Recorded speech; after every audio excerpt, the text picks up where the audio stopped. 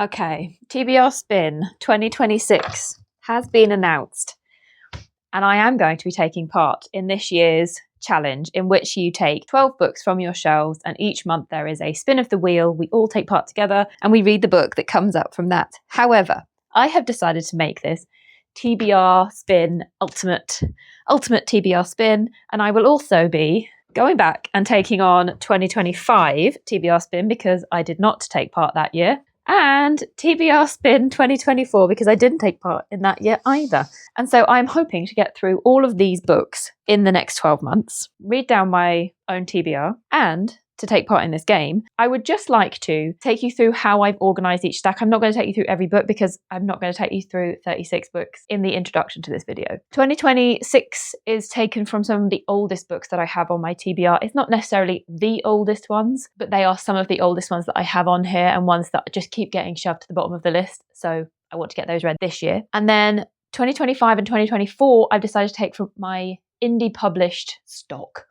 Let's call it stock. One of my goals this year is to read more independently published works, and I do own quite a lot, but I think that often they get pushed to the bottom of my TBR pile because you end up reading things that are more talked about, things that you hear people chatting about. So these ones you don't necessarily hear people talking about. So I have made 2 stacks of independently published works. In this video, we'll be doing all of the January prompts for each year. If you saw this spin, no you didn't. If you saw the second spin, also no you didn't. The third one. This is what we're gonna do. Yes. Yes. This is, I don't think I have a Canadian book. So for 2024, first prompt being Canadian book or Canadian author.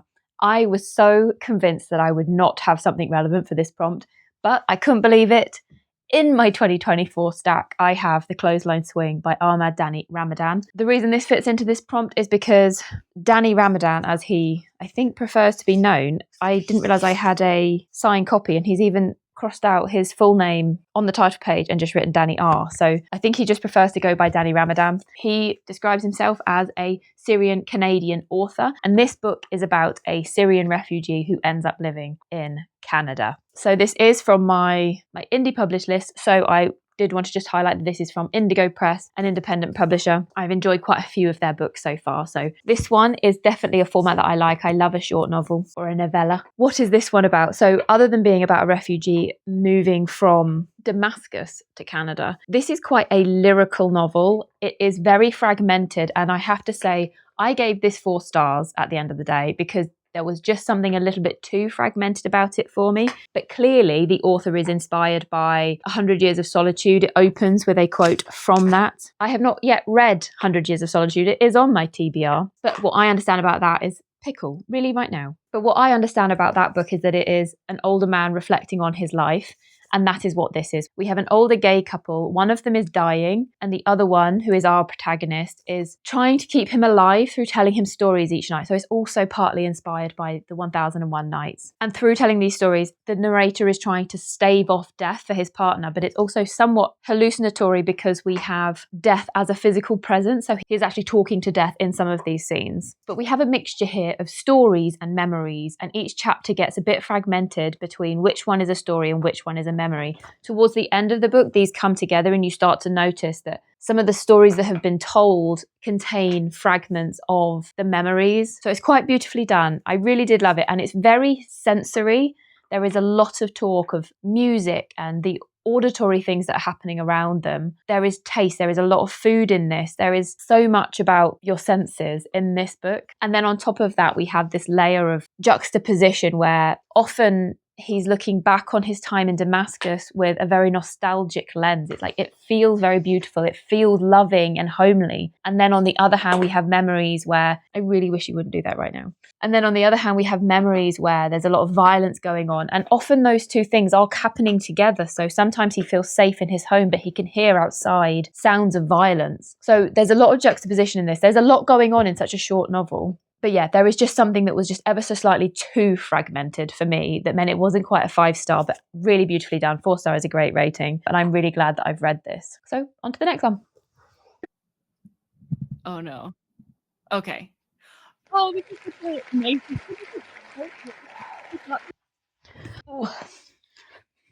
So I've chosen Oval by Elvia Wilk. This one is again from my independently published stuff, and this is from Peninsula Press. How to describe this book? I just finished it last night. I had a mammoth session last night to make sure I got this finished. This is somewhat of a climate change, sci-fi, absurd novel. We're set in Berlin, and our protagonist is living in this new, almost commune. They're individual houses, but I think there's 6 houses up this mountain, and it's supposed to be this sort of experiment in eco-friendly living, in how can we live with the world? How can we live in a better way? But this is being set up by this consulting firm, and everything to do with the consulting firm is completely absurd, and this is really pushing into corporate speak and really just pushing it to a point where, as I say, absurd. I'm going to say that word so many times because everything in this is absurd, but it's comically so. It's supposed to be. It's a commentary on pretty much every single thing in society, how everything today is transactional. Even your relationship, your friendships, it's all transactional. There's an app that gets developed in this that is about, rather than trading something for finance, you're trading what you know. So you might want a reservation in the latest restaurant, and you might trade that with someone for a connection to somebody who works somewhere that you want to work. Like, it's about that sort of transactional nature. So this is taking so much stuff that is from society and pushes it just further into this almost dystopian world, but it's the real world. Like, it's just a slightly future version of where we are now. I loved that aspect of it. I loved the absurdity. I have to say though, for the first, I think 2/3 of this, I was kind of like, I'm not sure how this is one novel. I kept thinking to myself, I think this should be interconnected short stories. I think Elvia Wilk has a lot to say in a lot of really interesting ways in which she's pushing these observations into the absurd, but that they don't necessarily all fit together into one novel. Like, sometimes it felt like there were scenes that have been shoehorned in because she wants to say those things, but they don't necessarily progress the plot. They don't necessarily progress our characters or develop our characters for us in any meaningful way. They're just things that she wanted to say. And so for the first 2/3 of this book, that's how I felt. I felt like this would have worked better if she'd have come up with different scenarios and different characters in a collection of short stories, all set in this same world where she could say these things that she wanted to say. However, the final third really brought this together. And I really loved how so many of those things, not all of them, as I say, I still think there's some bits that didn't really progress the plot or the characters, but how so many of those things that felt quite disparate all came together in the end. And the ending, I thought, was so powerful. It was really well ended, which could have been a complete letdown, but it was so good that actually this brought this up. And on platforms where I can only give full star ratings, I've given this a 4. I think otherwise I'd give it a 3.75. Like, it's so close to being a really great book, but there's just that level of, I'm not sure for the first bit, like, or you could have condensed this into a novella. You could have taken out so many of those scenes and edited it right down and perhaps saved those little nuggets of interesting ideas and thoughts that she has for something else and made this a novella rather than a full-length novel. I do recommend it. I do think it's great, but I do think you need to push through some of the perhaps irrelevancies that are in it. But I loved the tone, loved the absurdity. And it's so funny that this is blurbed by Jeff Vandermeer. I've just read the only book that I own of his this month as well, which is also like a sci-fi thriller. And I didn't really like that one. I didn't like his tone. I found him a little bit too bleak. This is very bleak. This will make you question everything. This will make you feel quite bleak about society, but also pokes fun at it all too. Yeah, so that's another book. We're ready. I'm just going to fin it. I'm just going to click it and fin it. So no more preamble. Everything's fine. What is... But a book where a word in the title or one of the author's names starts with one of the following letters: TBR Spin. For this prompt, I have got The Angel's Game by Carlos Ruiz Zafón, and this is the book that in my stack had the most letters in common with TBR Spin. So that's why I chose this one. Unfortunately, this is the only book that's on these 3 stacks that is not technically mine, and so I can't count this towards my reduction in my owned TBR. But I put this on that stack because I borrowed this from my sister, I think in 2020, when I sort of came back to reading fiction. I'd been primarily reading non-fiction for so long, and I went to my mum and my sister and I was like, I want some fiction books, I don't know what to read. And my sister sent me this from her shelves, and it's been sat there ever since. And I don't know why, because I've read the first book in this series. This is the second book in a series, and I like that one. So I don't know why it took me so long to get to this one, but it has. And so that's why this was on the stack, even though it's not technically on my owned TBR. Anyway, so The Shadow of the Wind.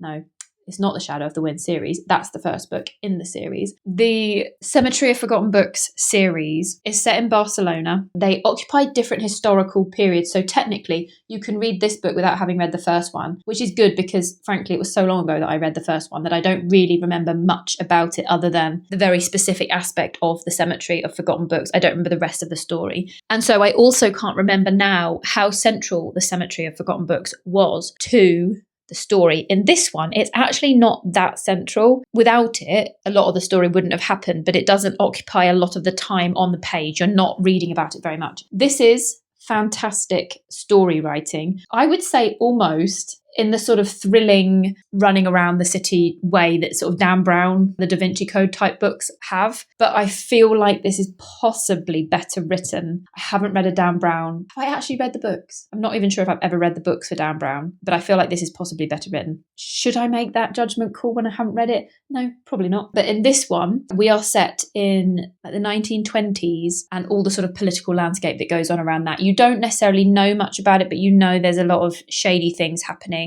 That we have a man whose father died when he was young. He was sort of taken under the wing of a rich man and kind of given a job in a newspaper. He becomes an author. He gets really into books. He's also friends with the local bookseller who also takes him under his wing a bit. And it's following his life as he starts to write. Initially, he writes like little stories that go in the paper that everyone gets into. They're very sort of noir thriller type stories, not the sort of thing he would want to write, not literary masterpieces, but the sort of thing that just gets him some money. And then he goes on to get a deal with a publisher who grinds him into the ground. Like his contract is to write so much for them that he basically kills himself doing it. And it is in this mode where he is ground down that this mysterious publisher approaches him who may be some sort of devil. We don't really know throughout the story what exactly this mysterious man, Andreas Corelli, is, but he offers him health, money, he offers him all sorts to write this masterpiece, which he ends up agreeing to. And then he sort of ends up in this spiral. He lives in a property that may be a demonic property. There are all these crazy things happening. There's death going on around him. Is he involved? We don't know. All these mysterious things. There's love plots. There's this, that, and the other. There's deception and so much going on. It's really well written. And it's one of the few books where I finish it and I think this would make a really good series for TV. I don't often finish books and think, yeah, I'd really love to see this adapted for, films or TV, but I think this would make a really good series because there's so much going on and there's so much excitement going on, but it's also well written.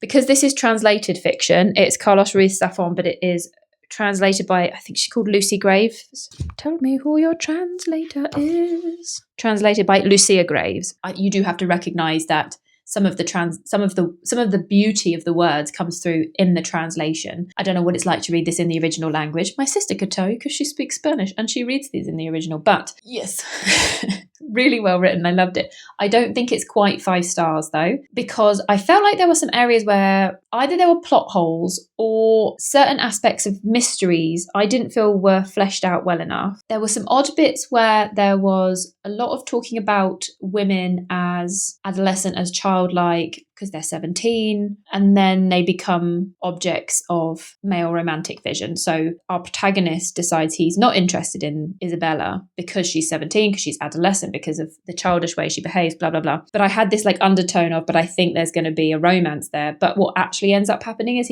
she ends up being foisted off and put in the path of, for romantic purposes, a man who's even older than our protagonist. And that's deemed to be okay. And I was a bit like, don't really think that's okay. And then the ending, whilst the ending wraps up some mysteries that come in throughout the story, it still kind of felt like he got to the end and was like, I don't know how this is supposed to end. I don't know what the end of the story for this character actually is. So I felt a bit let down by the ending. So really mixed bag. I both loved it and there were aspects I didn't like. And I found that the Cemetery of Forgotten Books itself played such a small role in this that it kind of felt like, well, what's the point of it? I don't know. That's supposed to be part of the premise, and yet it felt like such a small part of this mystery. But hey-ho. And that's where one of the plot holes comes up, because the idea of the Cemetery of Forgotten Books is that you have to look after the book that you choose. You have to fight for it with your own life. Is that part of the mystery, though? Technically, is this man now dead because he did not look after the book with his own life? I don't